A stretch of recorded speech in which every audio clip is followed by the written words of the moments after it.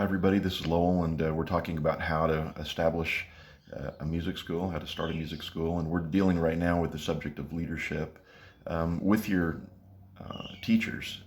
I know that the students are the beneficiaries of the decisions that are being made in the school, but really, you as a leader, your main focus should be on uh, making the teachers as free to teach as possible and as empowered to teach as possible. And so we've talked several times about the word empowerment in these few videos here about how to deal with your teachers and your relationship with your teachers.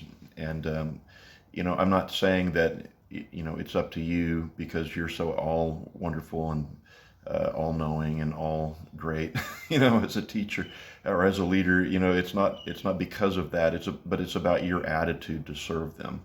And you're not going to be able to serve them in certain areas that maybe they would like to be served, or that they would be most benefited to be served. But what you can do is you can give what you have. And so be generous in terms of what you have to give to them. Um, for example, for me, I'm not a drummer, but I can help the drummer to learn music theory or how to read better, maybe. And so there are various things that I can give a teacher to make their lives and more empowered as a teacher. Um, just maybe some leadership skills, maybe some interpersonal skills that they may not have considered, maybe some life skills in terms of how to stay balanced in various areas. So what happens is that when you take the mindset as a servant leader, um, what happens is that people tend to um, take that for granted. People can basically step on you, and it's uncomfortable, and it feels bad when people don't uh, give you a reciprocating um, benefit back, just right off the bat. Maybe they don't respect what you're trying to help and offer with. Maybe they don't um, give back the honor that perhaps you feel like you deserve as a leader, and that happens.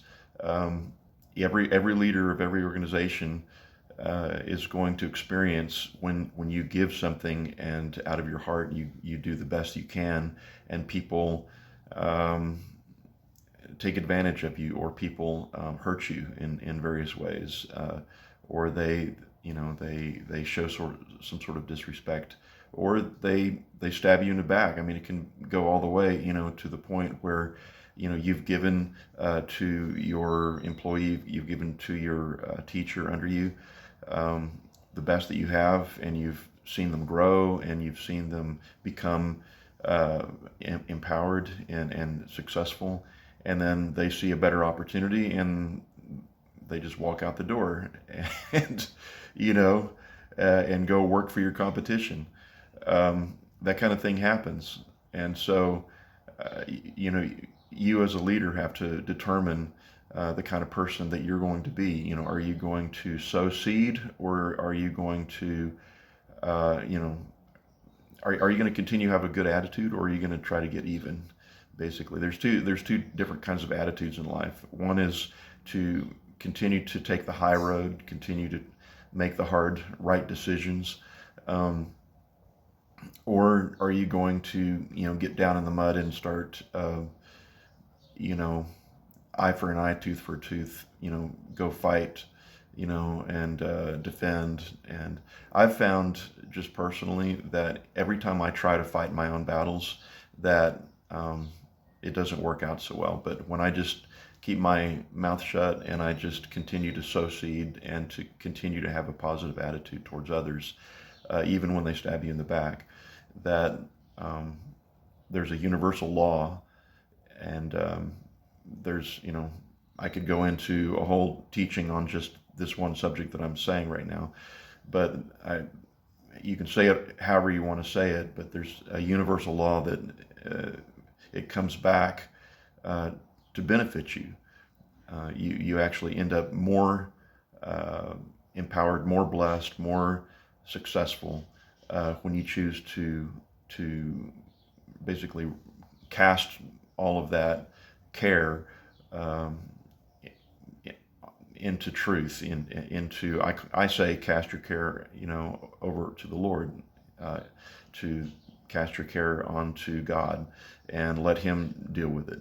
Other people who are not Christian may have different verbiage, but there's a universal law that I believe that when you sow and when you choose to do good to others, even after they stab you in the back, and even when they're not respectful and honoring to you as a leader of what you've given them, that you just keep going, and the benefits and the blessings do come back to you eventually. It doesn't happen immediately, and it doesn't happen through the people that have left, but the good does overshadow the bad.